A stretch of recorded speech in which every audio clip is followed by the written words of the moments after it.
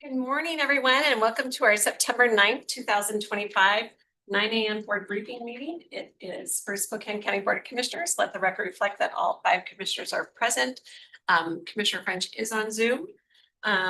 So we will go ahead and get started, as I think we didn't think we are going to have a busy morning, but I think we do. So there's added. So we'll go ahead and get started.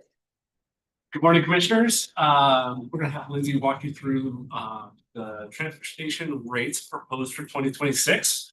Just as a reminder for you all in the public, the solid waste transfer station rates are adopted by the board. We do have an advisory committee, the Solid Waste Advisory Committee, made up of local government industry partners, that provides the recommendation to the board, but it is the board's to adopt. So everybody did get a little eye test this morning on so the extent you can see the projected 25 and 26 financials. So we'll have Lindsay walk you through this, and then we'll talk about the recommendations from the Solid Waste Advisory Committee on the rates for 2026. Great morning. So the screen you're seeing right now is our forecasted revenues and expenses for 2025 and 2026 using the recommended rates from the Solid Waste Advisory Committee. We actually had a pretty good year in 2025. We break out our Fund 435 into operating and capital equipment buckets. And so we actually had a great surplus of 1.4 million. However, we took upon ourselves an opportunity to buy a parcel of land north of the Valley Transfer Station for 1.1 million. So that set us back. We chose to purchase that with cash we had on hand. So at the end of the year, what we're forecasting is a drop below our 90-day operating cash. That hasn't happened for several years. But I don't think it's anything to truly be worried about, because we're on a path to dig ourselves out of that. And this was, I think, a great opportunity to buy that piece of land. It gives us peace of mind for the future. So what I want you guys to get out of that is, yes, we're dropping below our 90-day operating threshold, but we have a plan to get back up into a healthy fund balance. Next slide. So wait, before we go to the next slide, if you go to the bottom of that one, that's where you see the target combined ending funding balance is 600 and change thousand below where we'd like to be for the combined minimum target for operating and capital, but forecasting a 1-year dip below that. Obviously, we've spent a tremendous amount of resources getting up to speed to get over the transfer station operations. Then the property sale piled on top of that, which we didn't see coming. So that's why we're in that position. But based on the forecast for next year with the recommended rates, we come right back out of that hole by the end of 2026.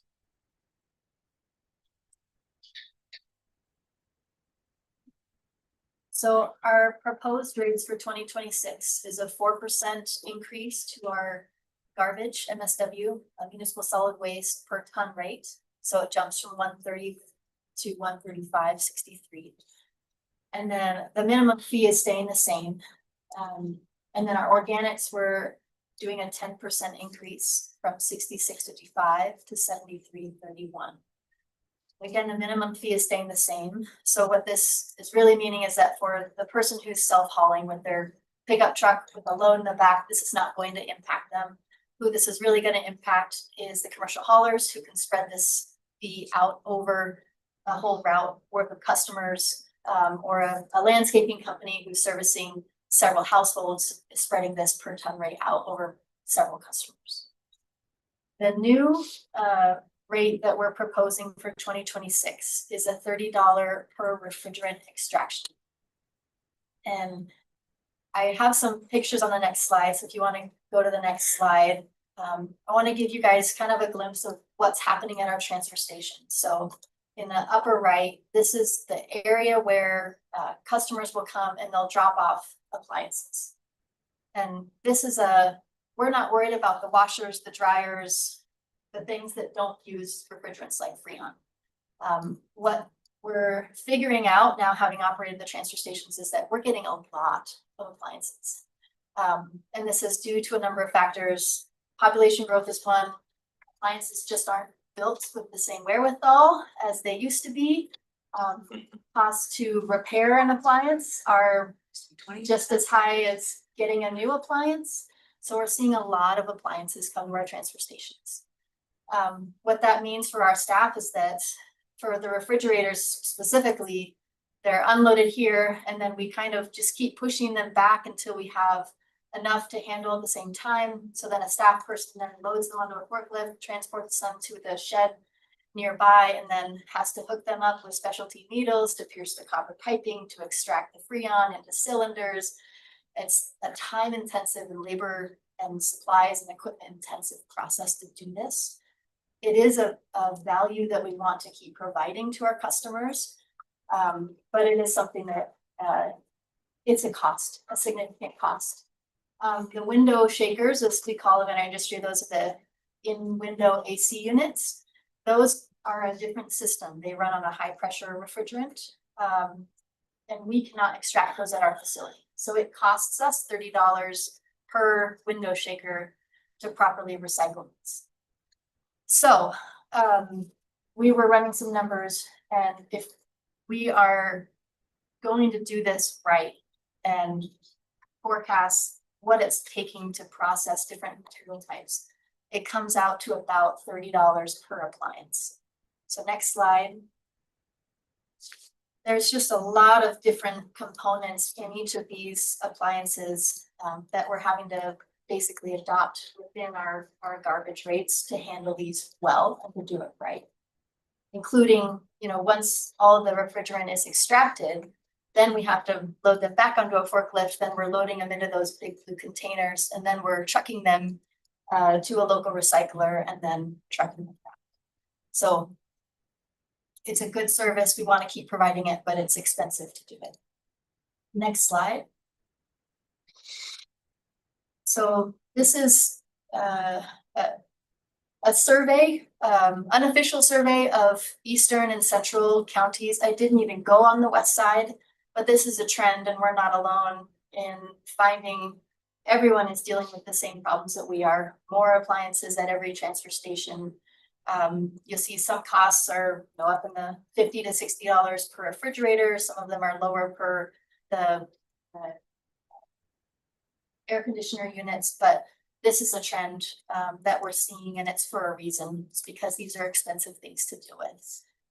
I'll point out Sunshine Transfer Station has a $20 per appliance fee right now. City of Spokane is looking at this, but they have not set a rate for this. Their rates were set back in 2024. Next slide, please.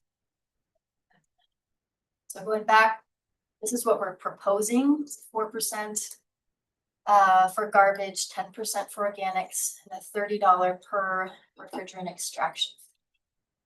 And then, Commissioners, I'll just highlight that we have discussed this a few times over the past, and we started bringing that organics number up a little bit more aggressively beginning last year. And again, this year, we are we provide one of the higher subsidies for organics processing in the state. And as we see the state legislation come through with mandatory curbside organic recycling by 2030, the forecast is not that our tonnage overall at the transfer stations will grow beyond standard kind of CPI growth, but that the mix will change and that we will start seeing a higher percentage of organics than we will MSW. And so we want to make sure we're not in too high of a subsidy zone when those ratios start to change, or we could get ourselves a little backwards and have to do a major catch up. So getting closer to the true cost for organics at a kind of predictable increment over the next few years has been our recommendation since we adopted rates late 24. 24 is when we jumped at 10 last year again. and if you go to the next slide, there's actually some comparison rates. So in 2025, so this year, you can see that our garbage rate is still under waste to energy. It's comparable with Sunshine. Sunshine has that asterisk next to it because They have the 3.6% refuse tax in addition to their gate rate. We include it in ours.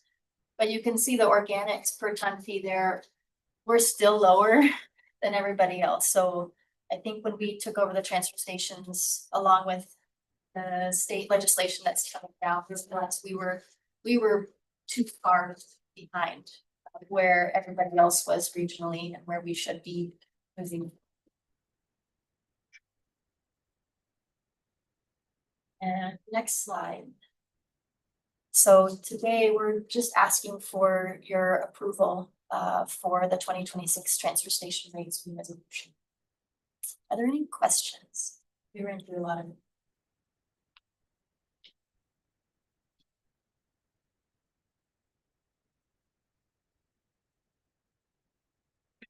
You said on the.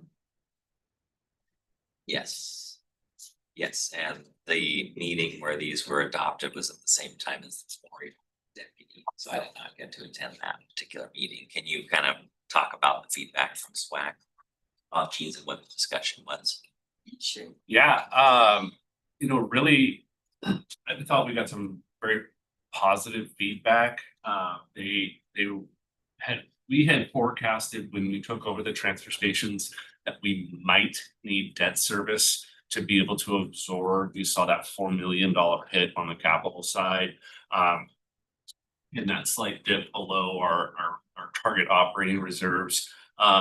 And so they're happy to see that we come out of that next year, that we've been able to absorb all this cost and get the land purchase secured.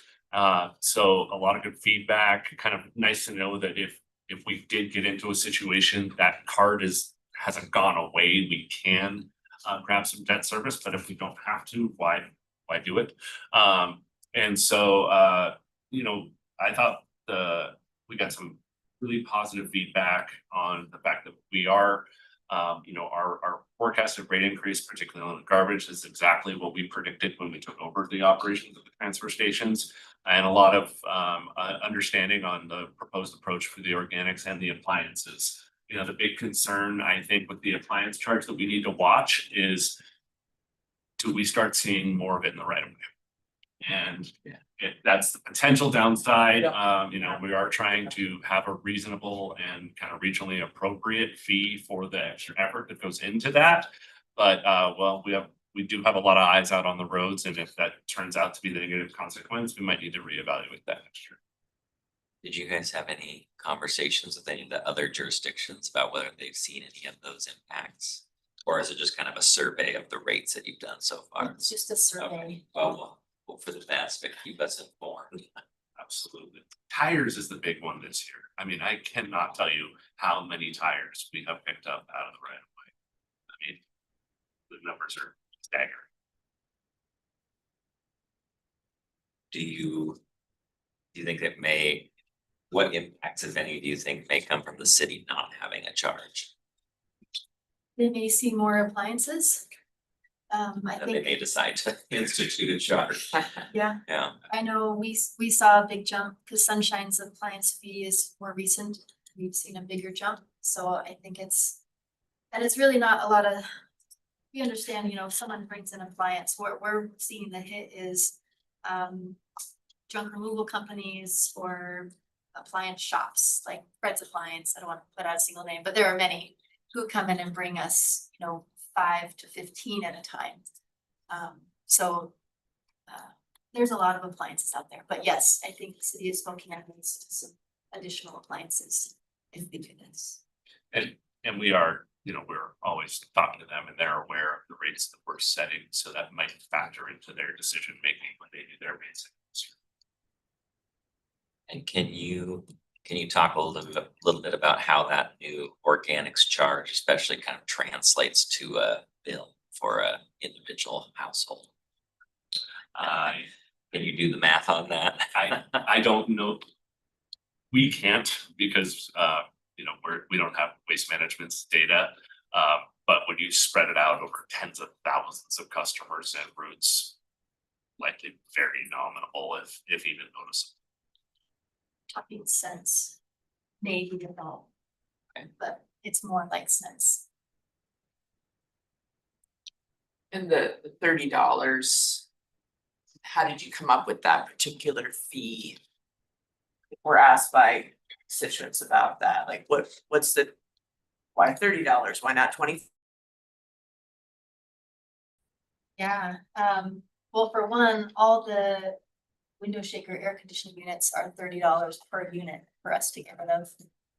And then we were tallying up, So Trying to- that's your cost. that's our And cost. that doesn't even cover all the time you're talking about that your staff go to move them from point A to point B, remove the freon, all of those other.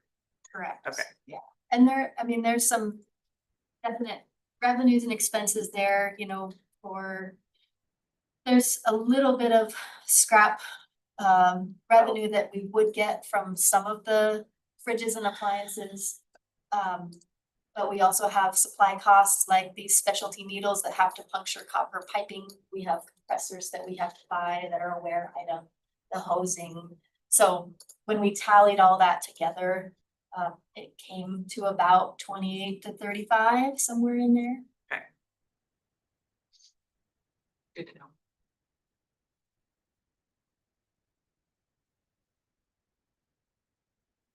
Questions? Thank you very much. We have to have decisions that we have to be making, but yeah. Like. Committee. Owen.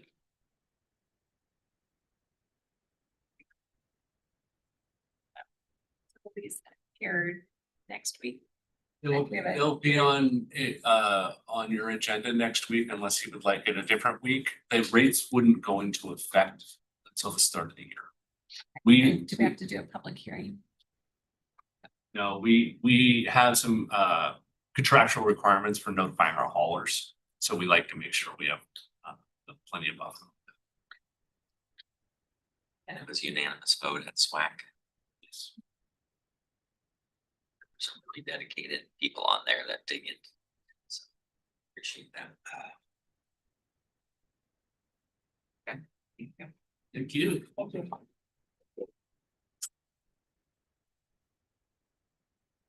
Mr. Maceo. Thank you, Madam Chair. Wonder if I could post on, Matt, if I can have you hand us 10 copies.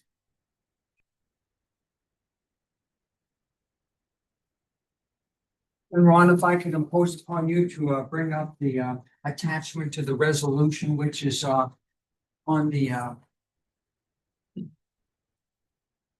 Madam Chair, this is an update of a meeting I had earlier this spring. Staff is trying to facilitate the execution of contracts for services which contain insurance and indemnification language. Some background. State law provides that when the county establishes a purchasing department, that all county elected officials and department heads are required to use the purchasing department for the purchase of supplies, equipment, and materials. But state law does not address contract for services. State law does not provide any process for the county to go through to contract for services except for architects and engineers. The Board of County Commissioners, however, in 1998, under the then purchasing director, did adopt a policy with regard to elected officials and department heads contracting for services. And under that policy that's presently in effect, if you're an elected official, you have really a one-step process. That is to say, once the board approves an elected official's budget, that elected official can contract for services. However, he or she is required to provide to the purchasing department a copy of the final contract because there's public records requests. With regard to departments, however, there's a three-step process that departments have to go through. One, you had to notify a purchasing that you're going to contract for services. Two, you had to avail yourself of purchasing department's assistance in obtaining someone to provide those services. And then number three, you had to provide a copy of the executed contract so that when there were public records requests, we would have it available. In many instances, when an elected official or department head contracts for services, the contract will have indemnification language or insurance language. And neither an elected official nor a department head can agree to indemnification or insurance provisions. Only the Board of County Commissioners can. So the purchasing department and legal decided to amend our present contract for services language. And under the amendments, they generally provide that if an elected official or department heads contracts for services and the contract includes indemnification or insurance language, that your risk manager can approve that without the contract having to come in front of the Board of County Commissioners. The amount we have established, which it wouldn't have to come in front of the board for elected official departments heads, is less than $50,000. All contracts for services by an elected official or department head in excess of $50,000 would still have to come in front of the board if they have insurance or indemnification language.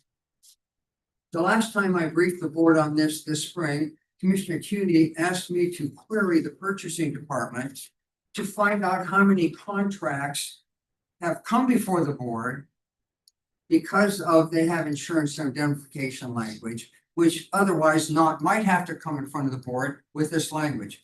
And Madam Chair, I've learned from Heather Arnold that since 2024, we've had 34 contracts which have indemnification and insurance language, which have come in front of the Board of County Commissioners. So this proposed change that we have in front of you, which I've reviewed with your purchasing director, simply provides that if there's a contract for services by an elected official or department head, we're treating them both the same, that has insurance or indemnification provisions in it, it need not come in front of the Board of County Commissioners if the risk manager has initialed the language in the service contract, or he has affixed an email to the services contract agreeing with the insurance and indemnification language. And hopefully this will simplify moving contracts forward in a timely fashion and eliminate the board having to take action on them. Does the board have any questions with regard to this proposed change? I want to also indicate, I don't see Mr. Gadd. There's Mr. Gadd. Mr. Gadd has looked it over. He helped me along with Ms. Arnold make the proposed changes. And so this is a code change that's That's been the proposed. track change. That is the code Okay. change, 1.04.80. I'm just looking at where it says submit a requisition through Workday. Yes. I'm wondering if there's a more generic way to do that in case Workday changes in the future. We don't need to go back and change county code again. Maybe something like a manner directed by the purchasing department or something that's a little more flexible. Just a thought. Commissioner, that would be fine. I will coordinate that with the purchasing director and I can come up with some more generic language so that if we have a software system other than Workday that we could implement. It's not a matter of if it will change, it's when it will change. They will become something different in 20, 30, 40 years.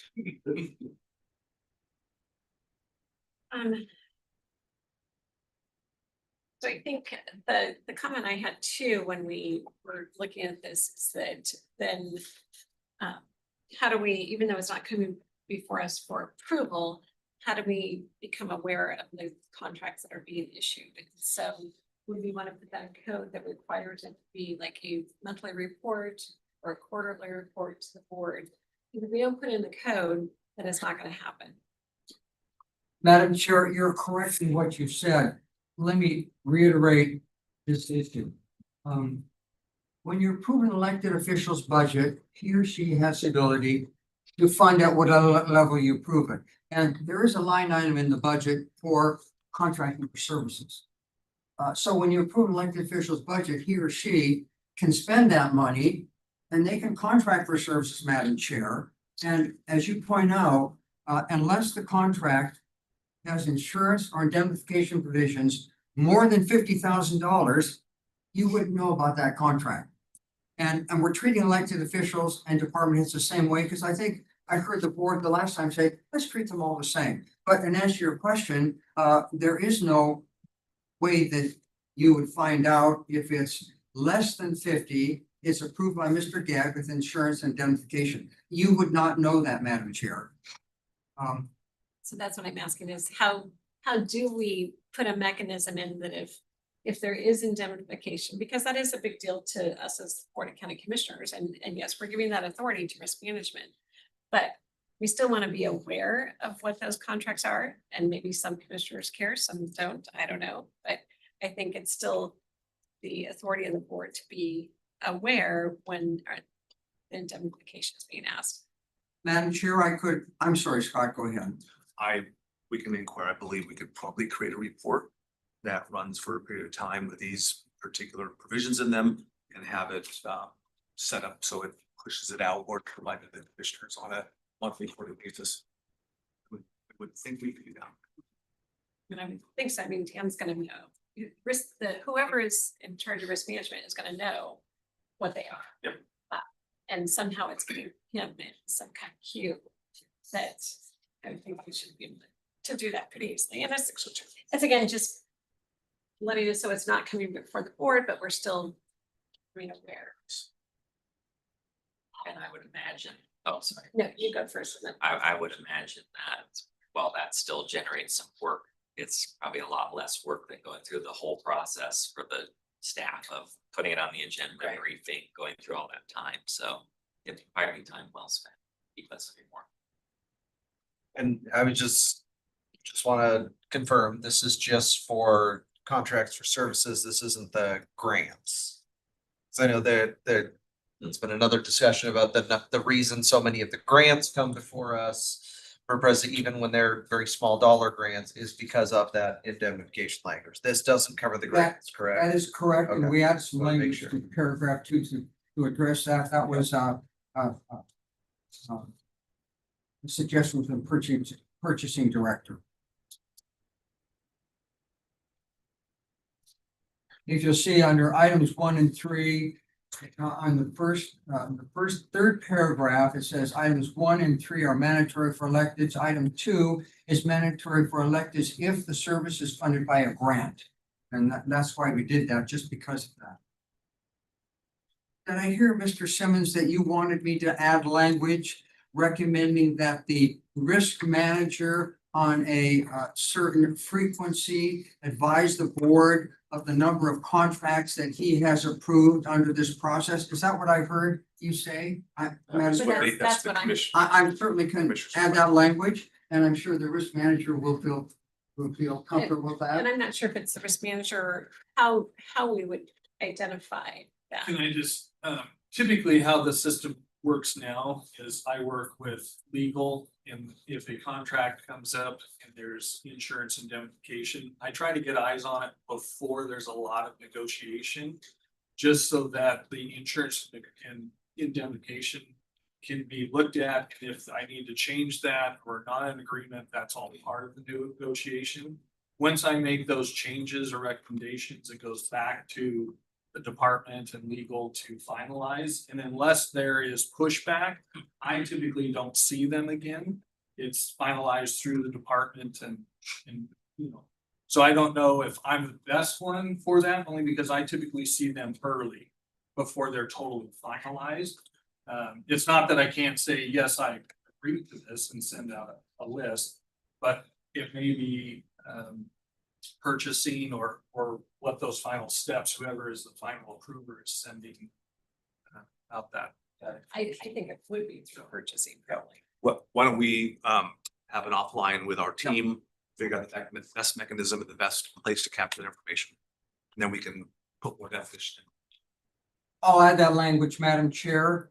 I'll address the concerns that Commissioner Jordan had. And with those languages approved by the team, may I place this on the next available legislative consent agenda so we can take action on it and move forward? Yeah, can Okay. you send us when you have the changes, Yeah, send it yeah. to us. Yeah, I will, Madam Chair. Inform us. Perfect. Thank you, Madam Chair. Unless there's no questions, that is the conclusion of my presentation. Thank you. Thank you. Gonna take us to Jeff Forrest. And John Colton is here. You see him over in the corner there. Mr. Colton, Oh. nice to see you this morning. So just, I think we'll focus on federal agenda today because Mike Burgess wasn't available. I did want to pass out last year's state agenda. I went through and marked up which ones were funded last year or the year before. Or in the case of the disaster money, noted that we got the federal disaster money. If you guys could look through the state one, just to kind of be somewhat familiar with it.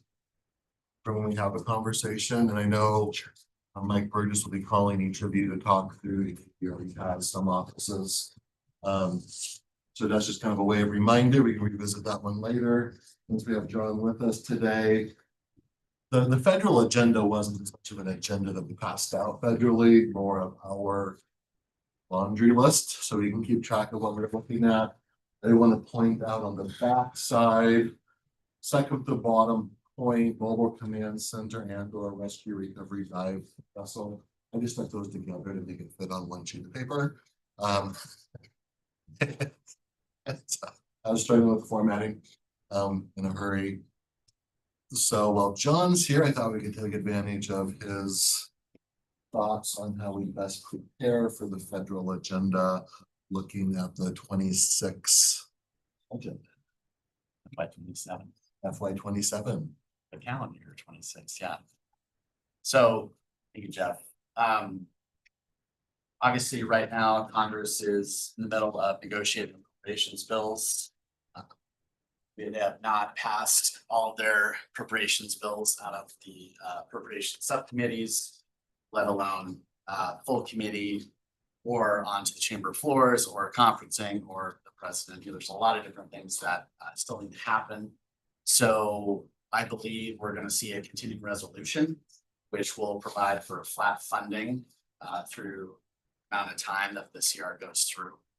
Right now, we're hearing probably 2-month CR. I think there's a lot of motivation to try to get the bills done before the end of the year. There is a world in which we have another CR after that. We saw Congress had that behavior, it's typically had that behavior over the last many years. This is something we're going to need to monitor. I will say that our Crisis Stabilization Center earmark did pass out of the HHS Senate Appropriations Committee and full committee. So we have the support for the full 3 million. The House of Representatives just passed out its its LHHS bill. It has spending cuts, which could prove to be a problem when they go into conference and negotiating those two appropriations bills. This is not new. The LHHS bill is certainly a bill that has a lot of political differences. So we'll see what happens. I think on the appropriations request side, though, all indications at this point in time is we should be okay. However, what happened to us last year is Congress decided to pass a full year CR. Under that circumstance, we would not receive our appropriations request. No one in the entire country receives their appropriations request under a full year CR. So right now, I think we're looking good in terms of advocacy. I think the trips to DC, all the work that we've done, laying groundwork, both district level, the DC side, we've got a lot of support. So now it is a wait and see. So that's the best I can do in terms of the crystal ball. All that said, we now should start to tee up our FY 27 request. So it seems odd. I pause you real Sure. quick for clarification. When you said the House bill passed has spending cuts in that committee and it'll be a problem. Or it could be a problem. Is that for the Crisis Stabilization Center or just a problem in general for other funds that Problem come down? in terms of passage of the bill. Stabilization Center, I have no issue with that. I think we're safe. But it is the spending levels that, Okay, you know, the Senate, they've got to get 60. hard to reconcile. So Okay, that could be a challenge. Okay. So, you know, we are in September, and it is going to take some time to put together some good appropriation request asks, you know, in parallel with our federal agenda. So I would suggest that Jeff and I have talked about this, really working hard to, we need to start putting that agenda and figuring out our requests now. So the hope would be by mid-October, we could have something teed up. These are projects and policy priorities we would want to circulate amongst staff at district level first. And then we will start to, you know, plant some seeds, you know, and tease things at the federal level or at the DC level. And then of course, doing our flybacks next year, January, February, March, within that time frame. So typically what we see is members open up their appropriations request portals in January or February, closing in usually the end of February. It's kind of About 4-week window, Yeah. 4 to 6. And so then as the waiting period, there's still advocacy to be done because even when we submit and the portal closes, you've got regional staff and DC staff that have to sift through. On the Senate side, it could be 800, you know, different requests. So although we may, you know, do our fly-in and kind of lay the foundation, you know, we're also gonna have to do that follow-up as well. Because typically, members have had to, it varies with different appropriations committees, but members have had to submit their requests around April. That's usually, you know, when they're due, depending on committee, sometimes early May. So it seems like we have a lot of time, but we really don't. And, you know, it took us a while to kind of come together on the last federal agenda because it was the first one the county has done. I think everyone has done a really good job of spending time thinking through different priorities. Certainly, I feel like we've leveled up in, you know, our consideration of federal issues. But I propose that we start the process again or two. As you think of priorities, also be thinking of the groups in the community, need letters of support. We gather every year, so we need to start on those early. Usually a minimum of 2 are required. More can be good.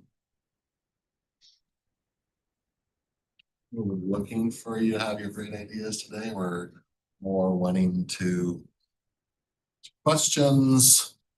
I'm gonna bring this back to the front burner for you guys to be thinking about, and then we'll come back in a week or two for more of a prioritization conversation.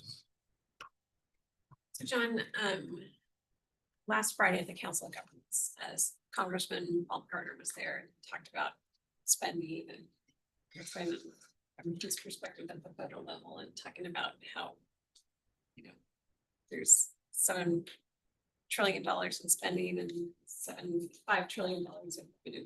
So there's $2 trillion gap.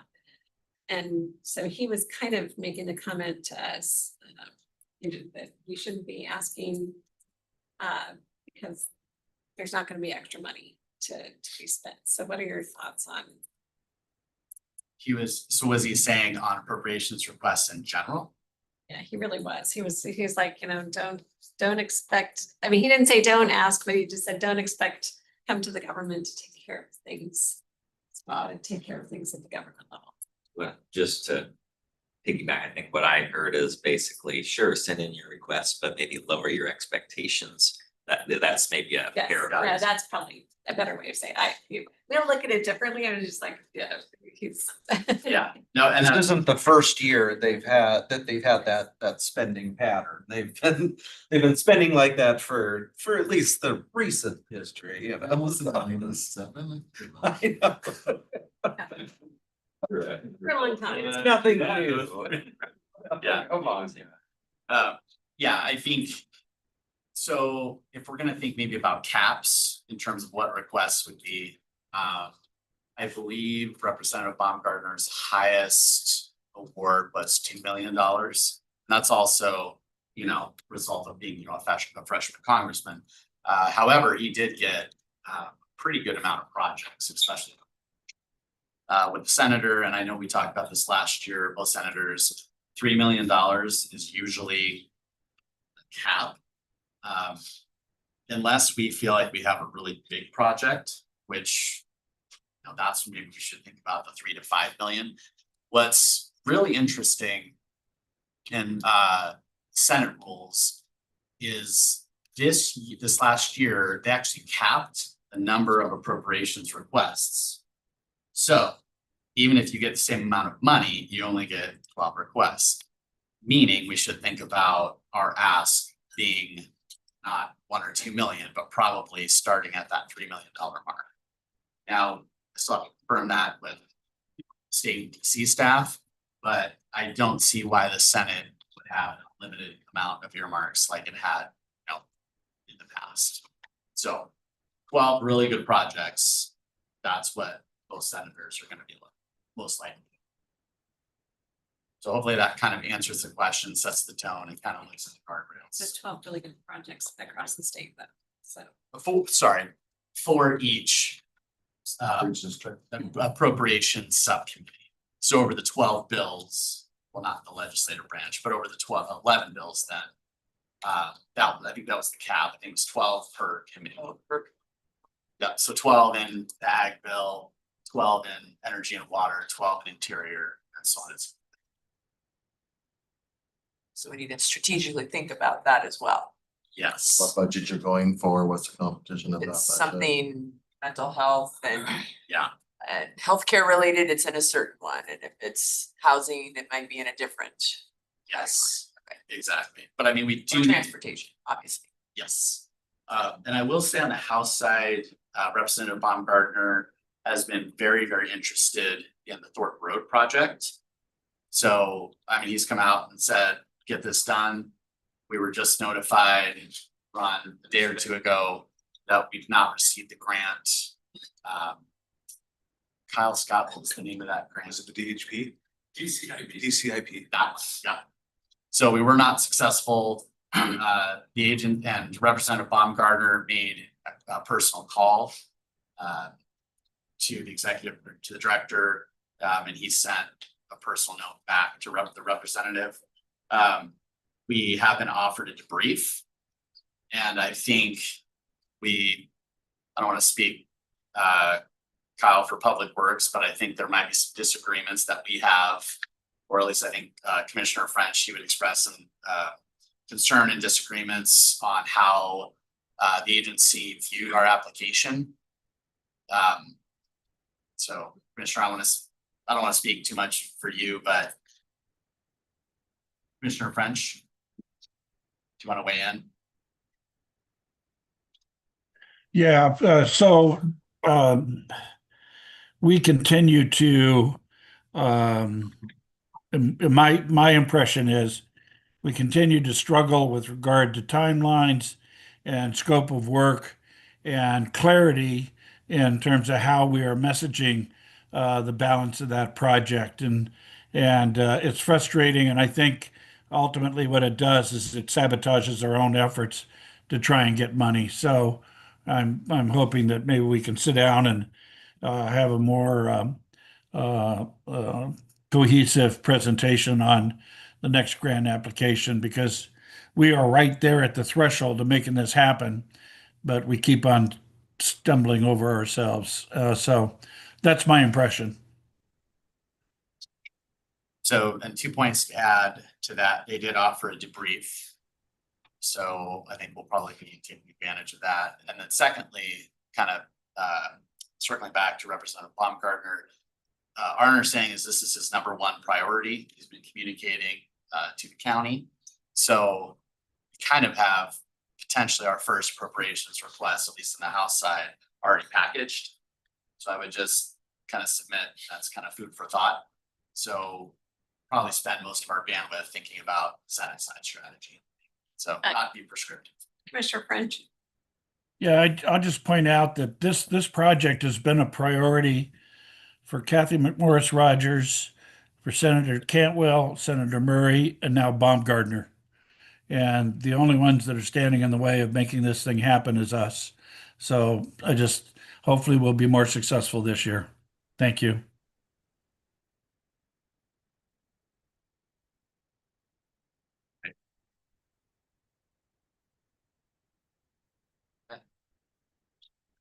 Yes.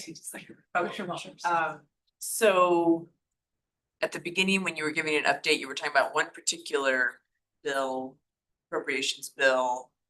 Was that the one that would cover housing and human services?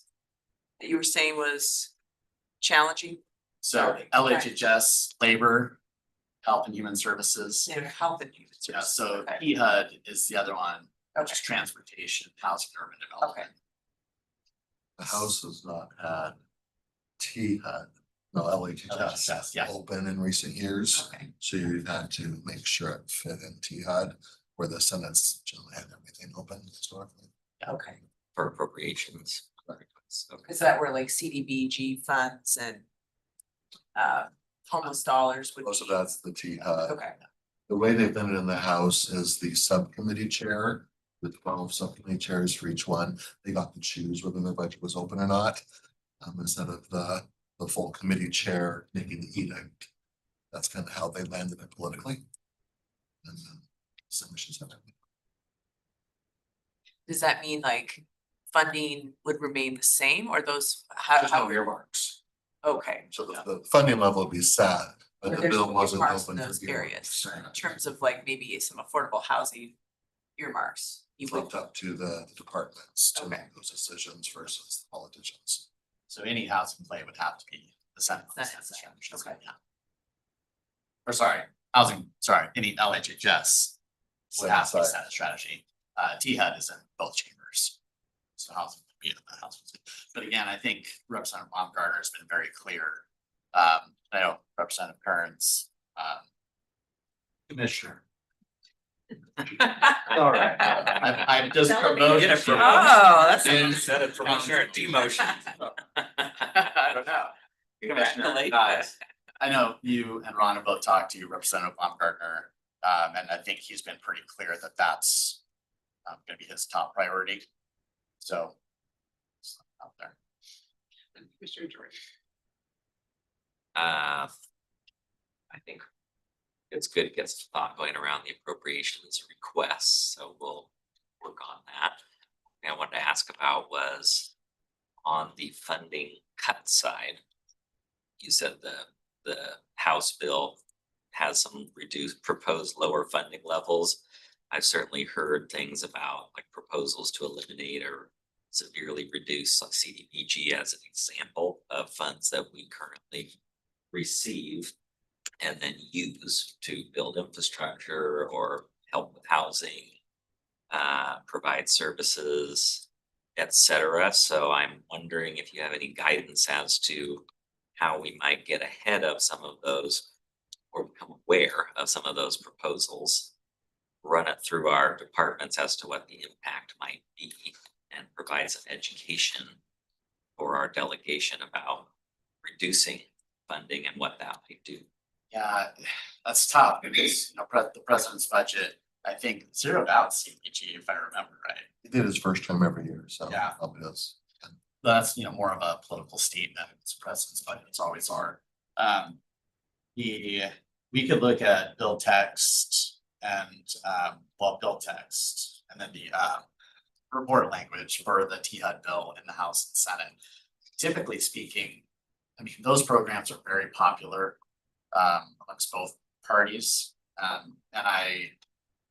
You would be hard pressed to get severe cuts passed and approved out of the Senate side. And if they're not gonna be agreed to, you're gonna have a CR, which would be level funding. So Every mayor, every county. Yeah. Is gonna come out against CDBG. So So, hopefully we'll be on the every county list. so the reps and senators as well. Yeah. That's almost a holy grail in politics for those who are aware of it. Personally, I'd like us to be aware and be trying to stay ahead of it as much as we can. And if there are threats to be in conversation about whether we want to provide the education on that. That's my personal feeling. So I can send around bill text for both chambers, so you can just kind of see what we're working with, where people are at. I also sent you the list of a couple of the national words. That'll have some good. Yes, inputs on that's that. all. Thank you. Yeah, of course. So I'll send around those bills.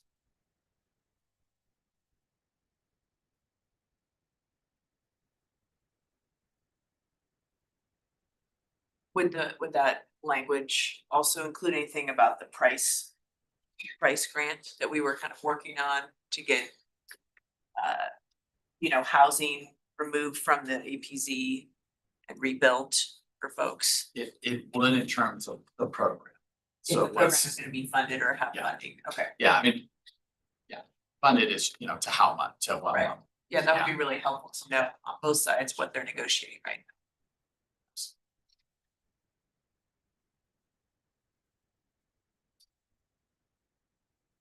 So what I'd like to do is, I mean, since this was last year's list and we're looking at next year's list, can we go through this to see what your thoughts were? Yeah. And, if we continue it, how successful, or how do we look at it differently? So, you wanna do that now, Commissioner? I think let's just do it now. I mean, because I think that's gonna help me understand what to be thinking about as we look to next year's, what's possible, what's not. Just because like on some of the broadband stuff, some of it's done, but some of I don't know where we're at on it. So I'd like to just kind of go through. And then I'll get back to their website. Yeah. And then we're done now. So, that's okay, let me hop around just a little bit too. So first thing on the disaster response. Congresswoman Morris Rogers introduced the Malden Act, which I believe we discussed last year. It is now an orphan bill. I did talk to Senator Campbell's staff. They are looking at potentially introducing a new version. They had asked for contact information for Representative Baumgartner's office. So I don't know if those conversations have happened or not, but there's a possibility that we will see this bill within the next year or so. And if commissioners agree, I mean, I think it would be a good bill. It's something to think about. And basically all this bill does is just put a shot clock. I see Pat Bell, who is probably very influential in the creation and advocacy of the bill when he was with a congresswoman. So Pat, please feel free to weigh in if you like, but it's basically putting a shot clock on presidential disaster declarations, trying to take some of the politics out. Because I think, the county certainly experienced that, the town of Malden, that situation between President Trump's first term, Governor Inslee, and that whole disaster. No pun intended. Something we want to try to tackle. So I think it's something, again, we can be supportive of. We just have to decide, we want to be proactive, let the senator, Representative Baumgartner know this is something we'd like you to introduce, be a validator. If you need stories, we can do all of those things. But it's a good bill, it's a bipartisan bill. Just, again, more we can take politics out of those decisions, the better. Just my opinion. I think on the PFAS side, most of those items, I believe, have been accomplished. They certainly, with the PFAS task force, we've got input from agencies, legislators. You look at that invitee list and it's federal family, state family, think it's about everybody that would need to be involved in the conversation. I don't have the list in front of me, but pretty complete list. So I asked, would it make more sense under that environment just to kind of have one bullet that's just support funding for PFAS cleanup? Yep. I mean, just consolidate all four of those into something as simple as funding for PFAS cleanup. Because the task force is there, folks are talking, I mean, Al's brought everybody together Yep. like that. At this point, it's money for the cleanup. Makes sense. Behavioral health, the JMHCP. Justin. My understanding is that max award is $500,000 with a 20% match. And so just from a compliance perspective, that was, I believe, one of Justin's concerns, and I believe something we all talked about. Do we want to go after, and have to do reporting for this grant for a very long time with feds or maybe a minimal amount, not to be dismissive, but it's not a ton of money. Yeah, that's the behavioral health one, I'm sorry. Yeah, behavioral health. I mean, but of course, we do know our budget challenges, so maybe it's a situation where we think about it. So, but that, I think that was the task of how helpful would this be? So this one, I want Justin to come in and speak to it. Yeah. Just think about whether we want to continue this or not.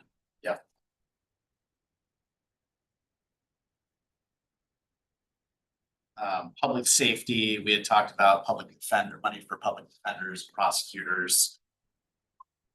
I think you can utilize, depends on how you do it. I think there's specialized money from the Stop Violence Against Women Act. It's like a specialized funding that you get, and then JAG Burn. JAG Burn's a little more nebulous. So I'd probably want someone else to speak to that. Looking over at you. The software integration. The victim advocacy. Wasn't there some federal funding for victim advocacy that's kind of been held back? It's been good. Yes. I was just gonna suggest that, Madam Chair, we could, maybe that's a letter of support if Lutheran is From doing a Lutheran. push, because they are certainly very concerned about that.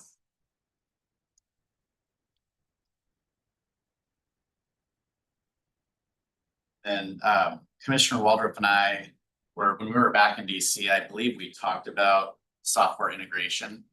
We had a lot of interest from Representative Baumgartner's office. I think Jack Bridgewater had specifically dealt with. Since Remember he that? had first, since he worked here in the clerk's office for a short period.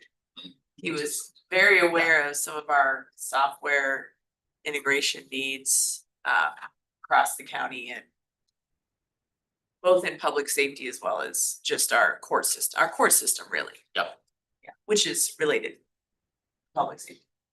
And so I'm wondering, do we want to have a different bullet or maybe on IT, or is IT part of public safety? The reason why I say that is because we talked to IT department and we identified a cyber crimes grant. Yeah, that's right. I was gonna say, I thought we had an IT one that I don't see on Yeah. here, but I know when we were there last time, I know we discussed with Baumgartner's office about cybersecurity, Yes. but I don't actually see that on this list, so I don't know where that. I think that was a different grant. Oh, no, wait. Oh. Oh, that's yeah, I don't know. I thought it was on some document we had, but I don't see it on this list. I think we kind of developed it later into You its did, own okay. one We pager. developed a one pager. Okay, A grant, they identified a grant that it came forward. So it was more we were chasing the grant versus putting our priorities together to look for grants. Okay. That was one that presented that we went after, regretfully did not get. So maybe we think about want to add IT bullet or how we want to, Or do we integrate that into public safety? or like a subset. Around cybersecurity and IT support? Yep. I don't know.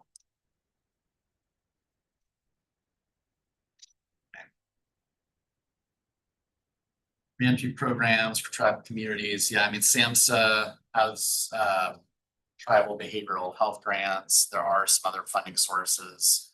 I don't know if that'd be more of a Justin Johnson conversation or one that's, but there are programs.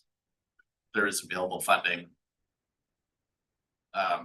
It's like anything though, we'd have to make sure that grant money is unfrozen, still eligible, but the actual programs do exist. So.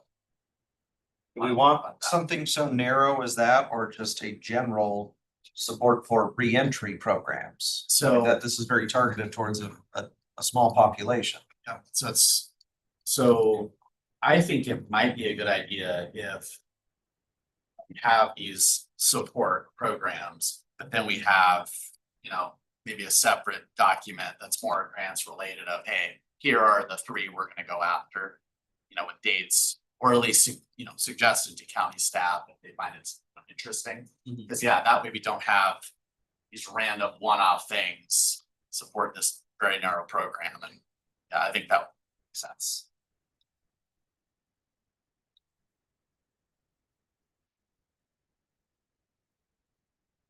Yeah, the sheriff, a lot of these things, safety, I mean. I think your cops, JAG-Burn, those are typically the different funding sources, these kind of projects. I believe we've seen some issues with cops grants. Obviously, there was some issues with the city, that story, but there is with cops grant or with TOJ grants in general, making sure that you're complying with ICE regulations. So opens up a different set of issues. So I would suggest maybe we don't spend our time going through all that now. That's certainly something to consider. Correct. Can I ask, and I don't know if I have my dates right here. Our second bullet point, the real-time crime center, I always said it says for crime prevention, but. Did we make this prior to the completion of the real-time crime center, or did this document come after the real-time? Okay, It's, I mean, because we used. so are we asking more about ongoing Yes, functionality? We're asking for funds? Got it, okay. we used ARP dollars to really get it Yes. going and Yes. make that happen. Yeah. Okay. Okay. I couldn't remember what the purpose of that bullet was, if that was to finish up the construction, or if that was for ongoing. I couldn't remember why that was on the list or not. We don't have anything from Public Works. We haven't had an opportunity to talk about. And that's obviously you've got a CIP, you know, for TIV, a lot of different things to consider. So we don't have anything on this document. But I think we just haven't had a conversation yet. Getting into projects and all those kind of things. That's for the county to figure out, but. A couple things I just want to put on everyone's radar. Commissioner French has been looking at different funding opportunities. There is a pot of money in the EDA. It's like a disaster relief public works account.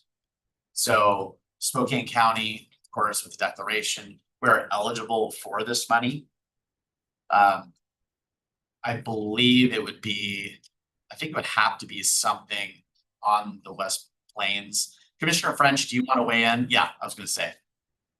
Yeah, so we met with the administrator for the program, and you know, the disasters that qualify are the Gray and Oregon fires, and anything that would help spur recovery or economic vitality for those areas that have been impacted would be eligible for this grant money. And so we're looking at a couple different projects on the West Plains that would benefit the Medical Lake area. I've talked to Josh, but I don't know. The elk it's a different situation, but that's the opportunity for us, is to go after some funding that would help bring economic vitality back to Medical Lake and in that Four Lakes area. So throwing out, I mean, that would maybe go in more of our spreadsheet or whatever on grants that are available, but of course, matching them up to what our priority projects are. So just throwing that out there is kind of a new funding source that just came out. That's not something we had previously discussed. I do not want to encourage more fires to get eligibility for the grant. No. Well, and so everyone knows, I know the sheriff's office was looking at the BRIC grant through FEMA, but that was actually canceled by the administration. So it's one lever that no longer exists. So, you know, as the county decides, well, yeah, just throwing that out.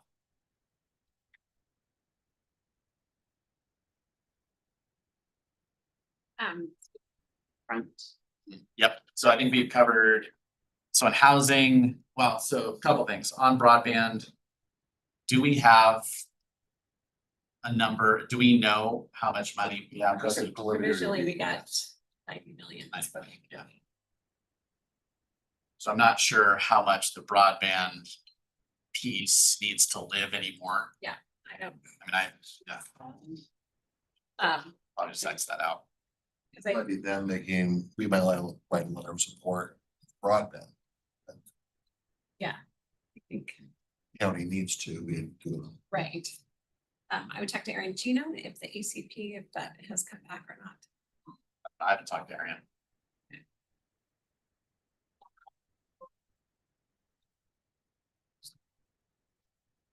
So, and then on the housing side, I'm gonna get for numbers on HUD programs that we support.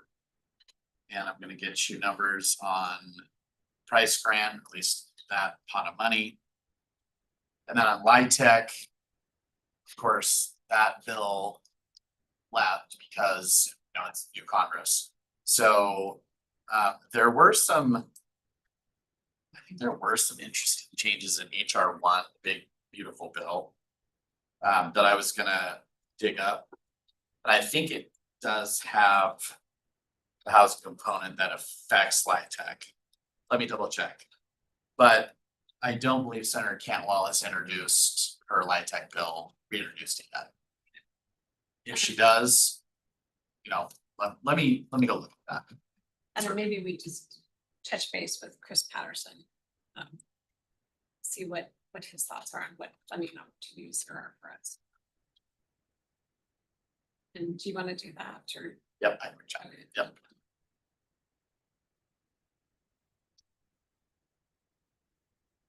About it. What? Do you want us to come back next week, 2 weeks? How much time do you guys want to do some thought of your priorities before we come back and start working it into Say. There's got so much budget stuff.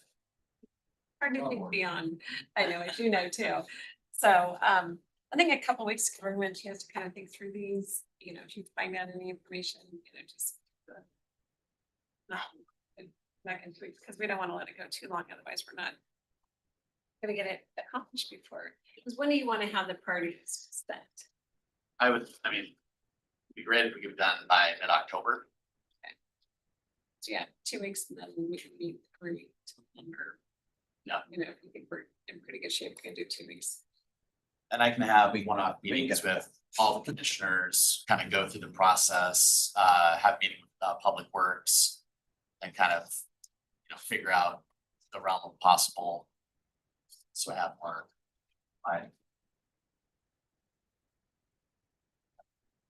And Justin, I would imagine, will either be informing on the behavioral health part or a conversation. And I'll give them a call. And maybe have him, so let's come back, 2 weeks is the September 23rd. So maybe then. And then maybe, you know, have Justin, Kyle, you know, anyone who's kind of part of those areas. That's in there. 23rd. I've met with Lutheran recently. I could reach out to them to see on the victim services if there's anything they think would be helpful. Whether it's a bullet point or a letter or anything in that realm. Yeah, and I'm happy to. Mother. So I'm Michelle was one who was really talking. Do you want to do it then? So, yeah. Okay, that's fine. I'll contact Michelle.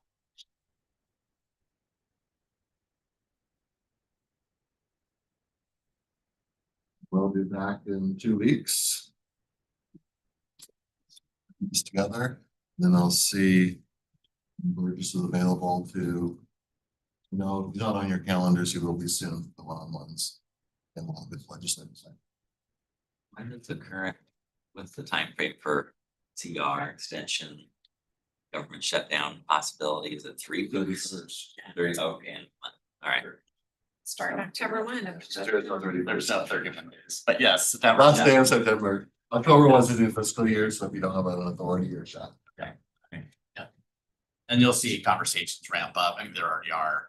There's multiple, there's multiple camps here. And still you have appropriators, They shut both chambers that want to see small patches to get appropriations bills done.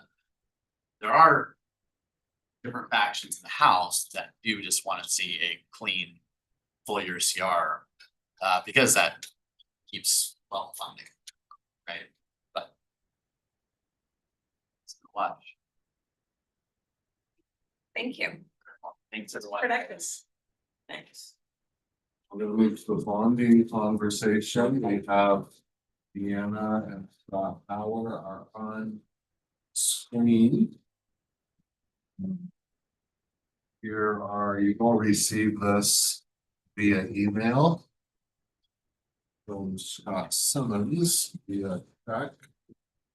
At the bottom, you'll see the reserves. The top is their allocation model. The main piece, Commissioner French, I emailed this to you 45 minutes ago before I came over.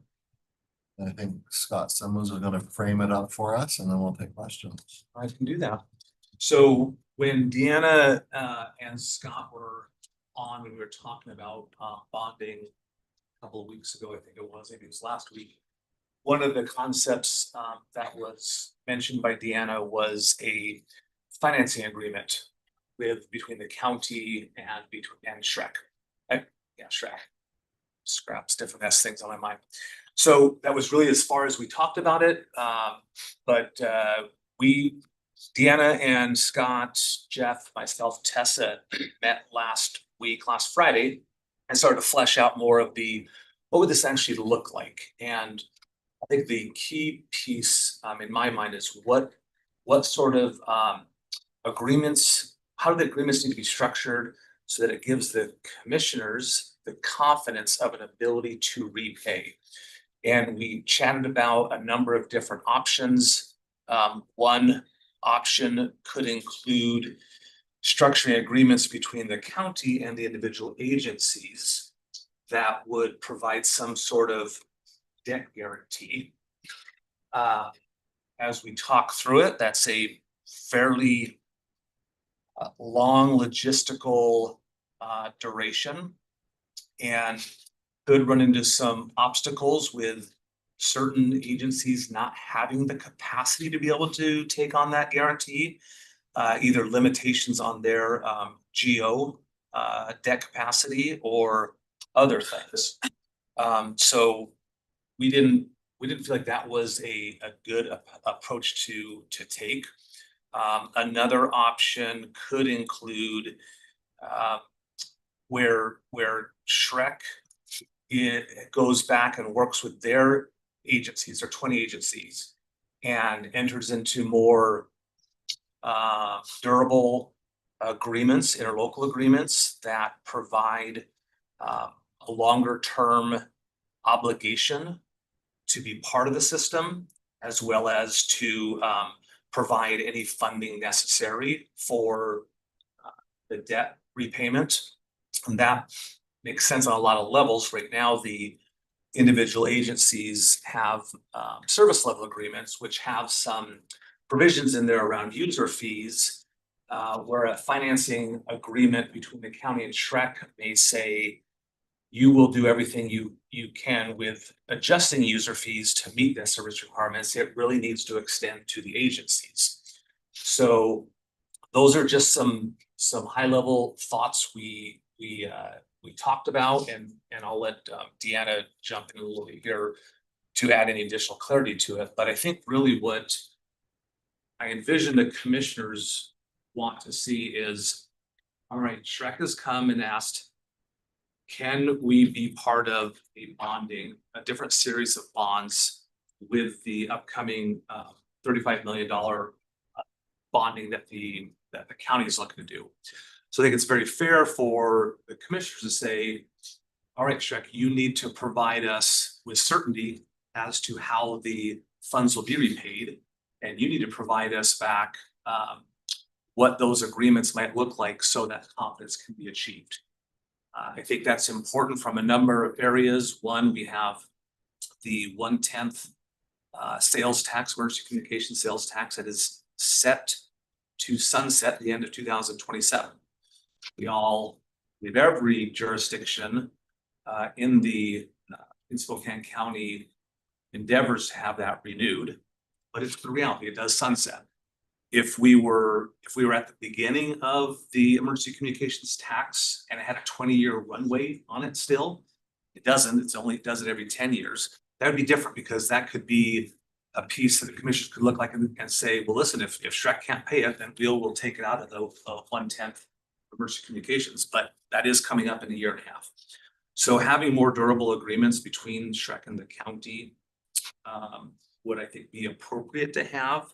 We just want to have a conversation around what feedback you may have on the structure of those agreements so that Shrek can begin having those conversations with their agencies. So likely that will take some time. So we also talked about, there's a couple paths that commissioners can consider. One is go forward with $35 million right now on our preliminary schedule, which would put us to placing these for public purchase in the early part of December timeframe, mid part of December. That probably means Shrek does not go along with us. That's going to take some time for them to get these agreements in place. We also explored what is our timeline look like? What's informing on the county's timeline for our series? Is there urgency? And we looked at kind of three different areas. One is the proceeds would obviously be used for the ability to continue paying for our contract that we entered into for the facility upgrades. The commissioners do have reserves to be able to utilize in an interim period of time until those proceeds are available to us. So the time pressure is relieved a little bit, right? We do have, the second thing we evaluated is our ability to reimburse ourselves later on. And we've already signed the documents necessary for us to look back and seek reimbursement for, I believe Deanna can correct me, but up to 18 months. We signed that in the first quarter of 2025. So we still have greater than probably 6 to 8 more months of a runway on that, maybe 10 months. So that kind of So when does that end? it would be, I think we signed it in the January, February timeframe. So 18 months Sell the bonds before that time, yeah. before basically May. Yep.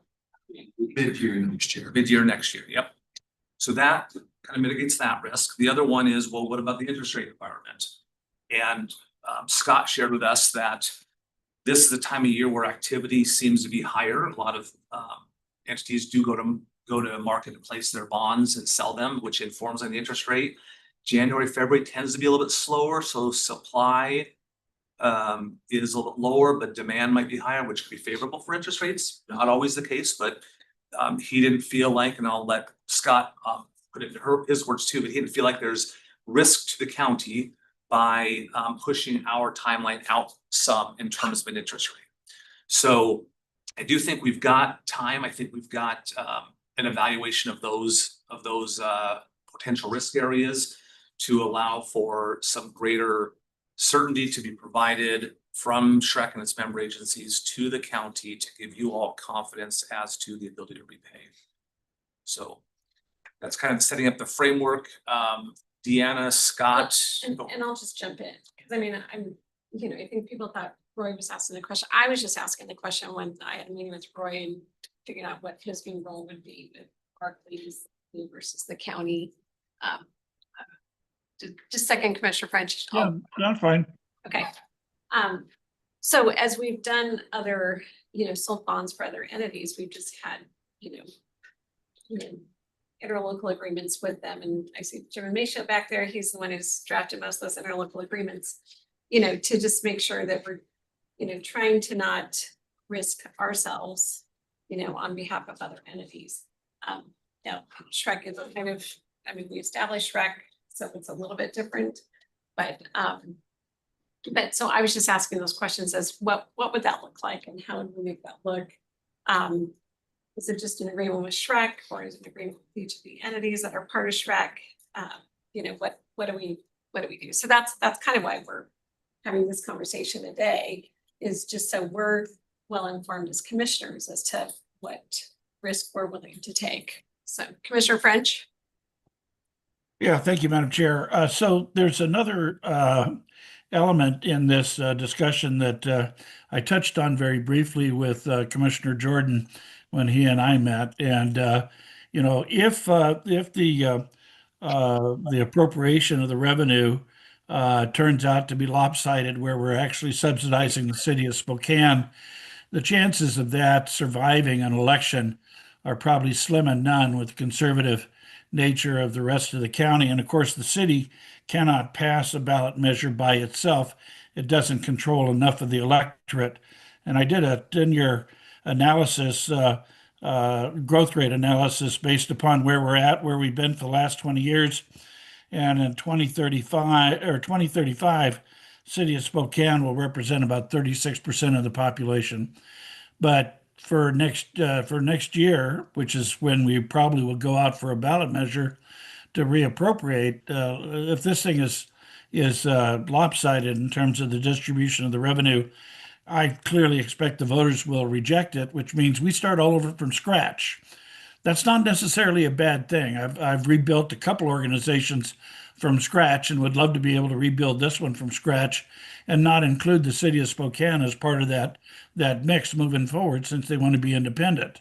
But that option, I think you need to keep on the table, because I think that's a very real option. Not knowing where the court might go, there's a good chance that this thing might end up lopsided by the court and then rejected by the voters just because it's, not going to meet their expectations. So I just want to throw that into the mix. Thank you. One more thing to add on that. So similar to, does the county have the ability to continue to cash fund things until proceeds are available? The same thing I haven't had the direct conversation with Shrek, but I'm on their finance committee and very familiar with their finances. We've also signed a similar document so that Shrek, for their spending against their facility upgrades that they want to bond against, they have the ability to also look back and get reimbursed on those. And I believe they have the ability to continue doing some cash funding for a period of time. So I think that risk is somewhat mitigated as well. I think Commissioner French's comments just speak to the bit of uncertainty that's out there just as to what the funding streams will look like in the next year or two, which I think is it supports the recommendation I think you're making to take some time to develop what those agreements would look like. So we have got some clarity as to what the repayment mechanisms would be with Shrek and the agency. So I think that's a good plan. Is there, on this question of timing for the two bonds, is there a cost savings to doing them together? I assume. Okay, so given that there doesn't seem to be too much risk in kicking them both out a couple months, it seems like that might be the wisest course, because it allows us to keep open the possibility of capturing that savings while doing doing the necessary prep work on the repayment of the Shrek bond. I think there's probably two advantages of going together. The larger bonding requests we have creates more interest in it and could influence the interest rate. And if Shrek were to go alone, they're likely not going to be able to do a public debt issuance. They would have to go through some bank consortium, maybe a combination of some local ones here, and the interest rates probably not going to be as advantageous to them as utilizing the county's underlying credit ratings.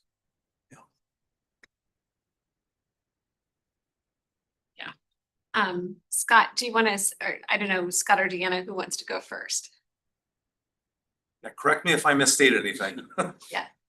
Or well, maybe it just on a little bit of the timing. I mean, it's so there are incremental benefits, I guess, to having, say, two issues done at the same time as opposed to two issues done at two separate times. I think a little bit of it comes down to, you know, are we talking, I guess, some weeks delay, or are we talking about months delay? Because then I think the incremental benefit of having two combined issues could get outweighed by just interest rate risk. And generally, we would be saying, you know, you should issue your bonds when you're ready, and not trying to time a market, because we anecdotally we do see a lot of issues come toward the end of the year, and then a little bit of a lull kind of in the January, which does support lower interest rates. But again, we see a lot of times a lot of headline risk, which again introduces that interest rate risk. So again, if the county is ready and needs the money, then generally we would say proceed with the bond issue. But like I said, I think it does depend on what kind of time we're talking about. Is it weeks delay or is it months delay? And I don't know how long it'll take to get through kind of this the Shrek process here.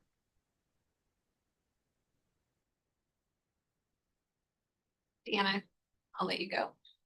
And it was really summarized really well. I would just add to what Scott said, is that it seems like there's so much uncertainty and a lot of discussions need to happen between the county and Shrek, and it's just tying to that piece of the bond should be issued when you're ready to go. And so however the county wants to move forward, if you want to move forward with one piece and put a hold on the other, you can certainly do that whenever, and we're all nimble and we can act accordingly and respond accordingly. There's a lot of flexibility we can do in terms of the resolution or in terms of just authorization in general. There's also a lot of flexibility with respect to reimbursement. So it's really, I think there's a lot of conversations that still need to happen, given all the uncertainty. And once those are nailed down, then perhaps whenever the county's ready, you can move forward with that Shrek piece. But if, like Scott said, if it gets too far down the road, we can certainly pull the trigger if the county is itching to get moving on its capital piece. And Deanna pointed out to us when we met last week, it's really it's a business decision. It's not necessarily a bonding council decision. She can help us craft whatever agreements that we need to create that confidence, because it is the county's full faith and credit being offered here. So it's really a business decision as to how you all want to see those agreements put in place, that at the end of the day, you can look at them and say, I feel comfortable with providing the county's full faith and backing for the $20 million because there is a durable and strong agreements underlying them that gives the path to repayment on it. Yeah, and it's really that confidence level we want you all to have before we move forward with the bond issue. We don't want any hesitation. And there are a lot of balls in the air. That's just the reality of this transaction and the current state of the Shrek's finances, just given with the sales tax being up for renewal in a couple of years. It's a unique situation, and I think it warrants a lot further discussion, because we definitely want you guys, the commissioners, to be comfortable with the deal that you're moving forward with. Commissioner French. Yeah, Deanna pointed out one thing that I think we need to be very cognizant about with regard to the sale of the bond, especially by the end of this year, is as we finish up our budget, there's going to be a lot of media coverage over how to cover the gap. How are we going to close the budget? Is the county financially stable? Yada, yada, yada. And all of that creates bad press that then will affect us when we go to the market. And so we need to be cognizant about, the messaging we do as we try and balance out the rest of the year and balance out the budget. And then the only other thing that I would comment on that Deanna said is that we are all nimble, and I'm sorry, I've passed nimble stage. I'm well into crippled. Thank you. Not. Scott, you talked about an incremental benefit to going out for both, both issues. And that might not. Is there a timing where that incremental, you were kind of alluding to that the incremental benefit kind of goes away at some point, or what is that incremental benefit and is it worth worrying about? Yeah, it's really, I guess, issuance costs, and as Scott pointed out, sometimes a larger issue could be easier sold in the market. Now, that's a little bit mitigated here because we are talking two different series of bonds that would be sold. So that's almost regardless of whether it happened at the same time or different times. So it comes down to, I guess, really the issuance costs, your financing team, and whether it's going to be done as one issue that gets, spread over two or two separate. Those incremental, I think probably aren't large enough to worry about. Now, again, that could be a little self-serving here because we're getting paid, two separate times. But again, I think I don't think it's large enough to make a difference. A little bit of interest rate change will overwhelm any sort of benefit from a reduction in issuance costs. We would be including any costs to Shrek for the financing piece. Yeah, they would For get netted that out there. administrative side of things. Yeah, they would get netted out of their Okay. bond proceeds as well. Thanks, I was just trying to understand. So they wouldn't be two different issued. Well, Two different series. Right. Yeah, so it would be, let's say a $55 million issue where costs would be allocated to the two series. Versus say if you went forward with a $35 million issue, now again, issuance costs would be lower because of a lower size. But then it would just be, again, spinning up the team again for a second issue at some future date would be incrementally more expensive. And then do we have to go back to the bond rating agencies prior to the second if we delay? Yeah, so that kind of gets to a little bit of the timing. If we were saying this will be kind of a week's delay, then it could be we go out to the rating agency, tell them about two series, get rated that way, and then the second series, say, gets sold January, February. If it's going to be farther out, then it probably would be likely we would go back to the rating agency on a kind of a second issue. Right, which then gets to Commissioner French's point, as the further we get away from the end of the year, then the more talk of budgets into next year and what's happening in grant.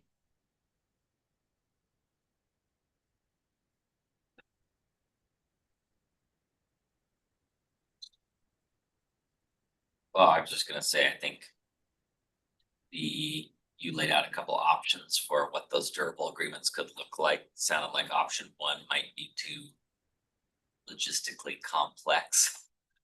Option one, option two sounds promising. Maybe we could do some discussion about what that would look like, how long it would take to get those wrapped up That would be and my, report back.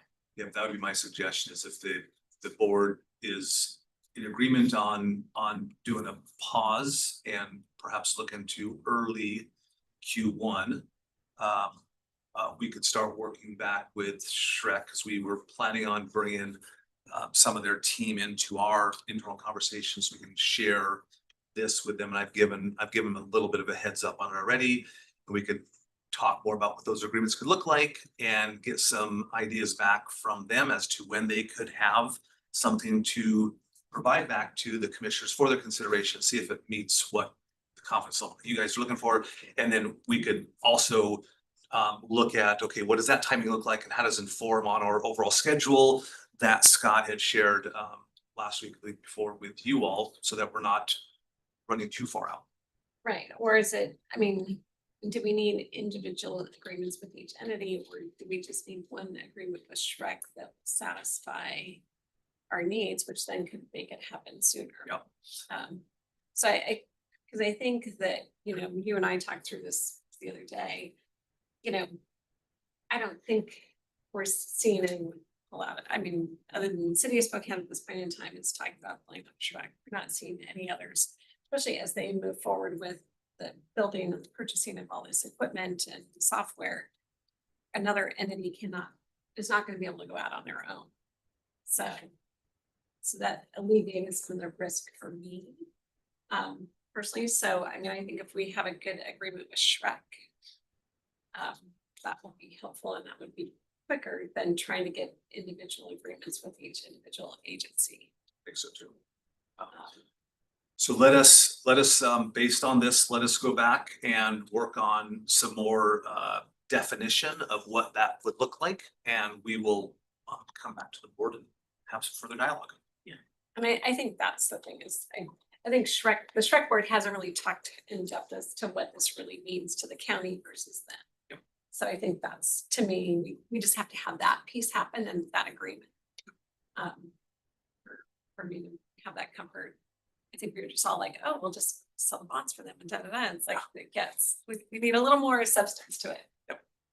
And that's part of the evolution of the process is they've made a request and now we go, you guys all say, hey, this is what we need to see from Shrek. So now we go back to Shrek and say, okay, what do we get in place that provides for what you're looking for? So I think if the bond measure or the ballot measure doesn't pass on the 110, I mean, I think we would be going right back again, you know, to do it. So it happened probably August of 27 and then November of 27. You know, I think we've seen a lot of times when they've gone back to back like that, but have passed case. I think they can make a case ahead of that.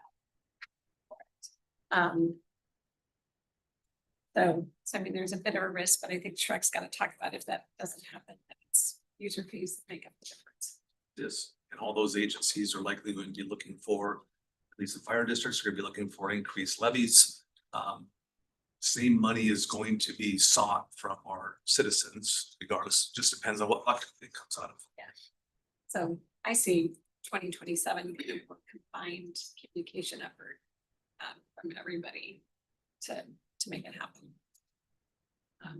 So which we haven't seen 10 years ago. We did it, so doesn't track at that point. Yes, so I think we'll see more of a concerted effort than when it was just on the county to pass the 911 tax or the 110. Okay. Thank you for the feedback. Thank you all for being on. Appreciate it. Thank you. Bye-bye.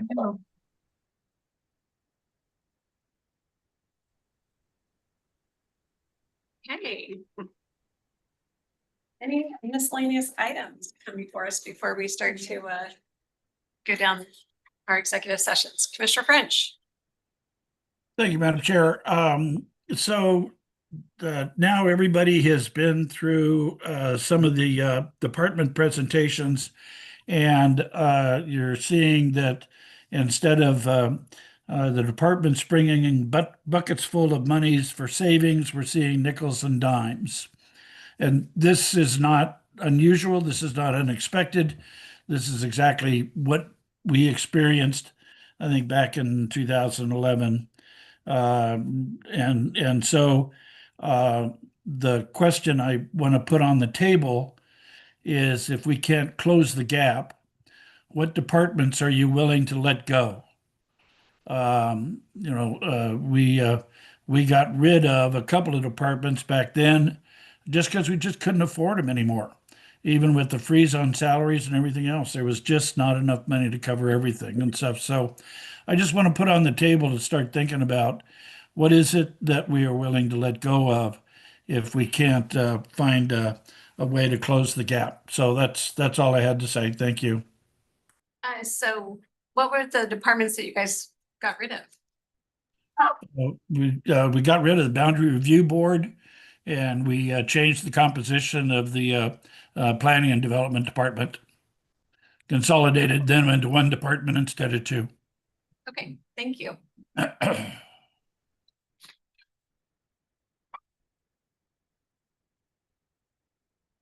any other miscellaneous items?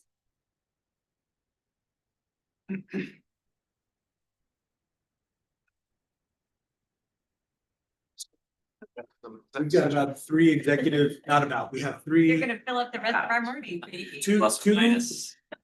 pending and potential One may litigation and one closed labor. Total amount of time is 1 hour. The first one pending and potential litigation. Matt Folsom, Scott Simmons, 15 minutes, no action. The second one, 30 minutes, Matt Folsom, Scott Simmons, Devin Kurta, Jeff McMorris, Mike Sparber, Ashley Cloud, Nathan McCorkle. The third one is closed labor. 15 minutes. I mean, 20 on the closed labor. 20 minutes. Hour and 5. So you need Josh Grote and second executive. We'd like to add Josh Grote in the second executive. Okay, is that the order you want to go? Yes. Okay. So we are going to adjourn for the morning, go into executive session for the 3 items that were just discussed, executive session for the 2 items discussed, and a closed labor session. We anticipate being done in an hour and 5 minutes. At that time, no decisions will be made. We don't anticipate any decisions. So then we will adjourn for the morning and see everybody back for our 2 o'clock commissioner meeting.